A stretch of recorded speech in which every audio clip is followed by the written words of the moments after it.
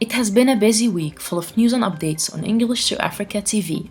World leaders gathered this week in New York to address the 77th session of the United Nations General Assembly, also known as UNGA. President Biden widely condemned Russia's war in Ukraine.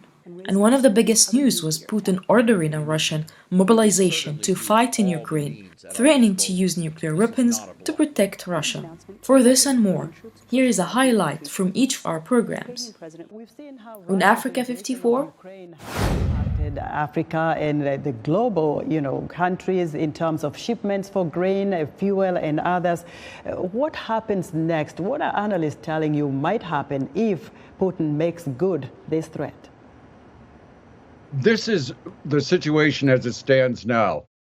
The Ukrainian forces under President Volodymyr Zelensky have made significant military advances. They have gone into territory that has been held since 2014 and more recently since February, held by the Russians or by Russian separatists. As a result, Russia is now trying to threaten the West not only with a massive ramping up of its military activities, possibly a full declaration of war against Ukraine.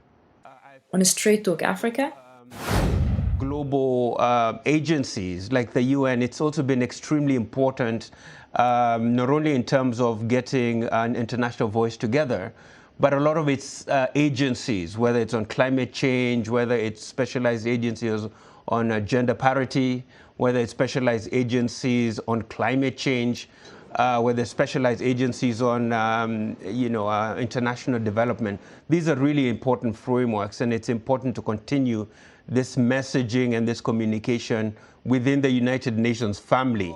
On Red Carpet, the much anticipated movie The Woman King, about the Agoji female warriors in the West African kingdom of Dahomey in the 1800s, features Viola Davis, South African actress Tuto Mbedu, and Lashana Lynch.